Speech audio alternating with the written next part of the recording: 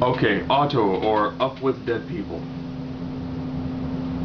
I have to quantify this real quick. I have never heard of Bruce the Bruce. I also did not do a Google search of this movie before I had my Netflix queue.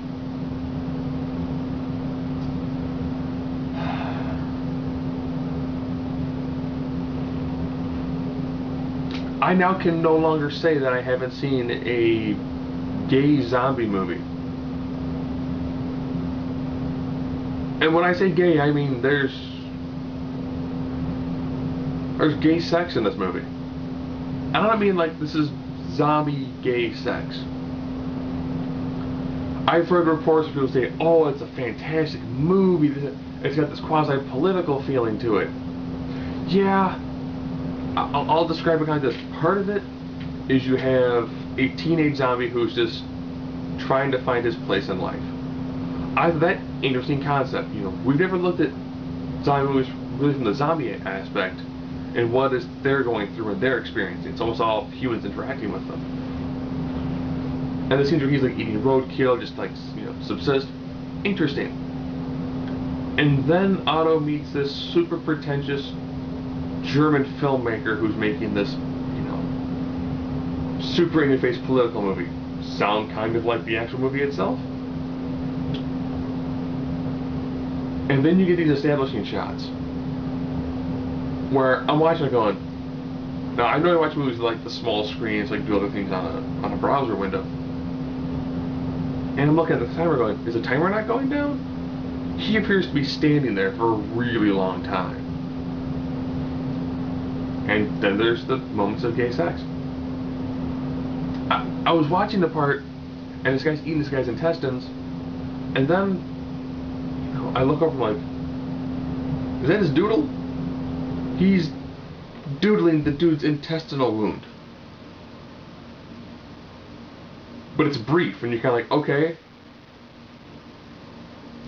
This movie's already kind of dull, and then it's like, oh, was that thrown in for shock value?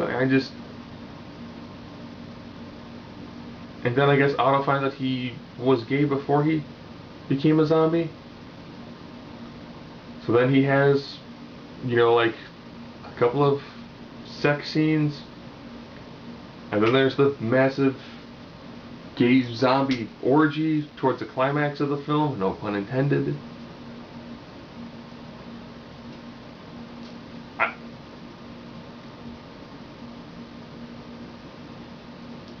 This is definitely a case where you should Google movies before you watch them.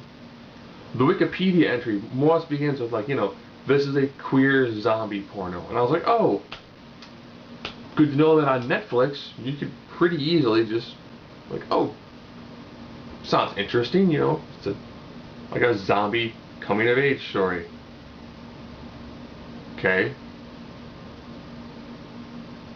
And then I look at the disc. And about the same size as the copyright, it says warning extreme sex. And I was like, oh, that's good to know that.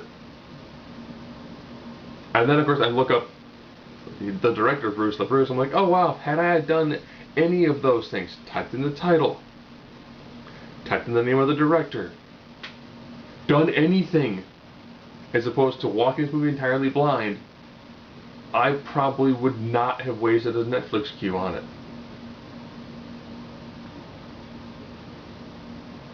There's a very divided line, because I read other people's reviews. Some people thought it's just this amazing work.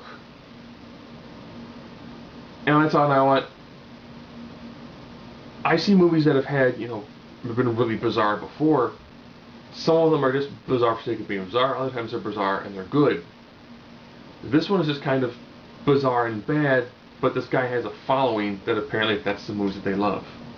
If you're a Bruce the Bruce fan, probably already seen this. If you're not a Bruce the Bruce fan, Google his name, Google the name of this movie, and then decide for yourself if you want to actually spend the hour and a half needed to watch this whole movie. Or, if you'd rather, I don't know, make ice cream with your mother.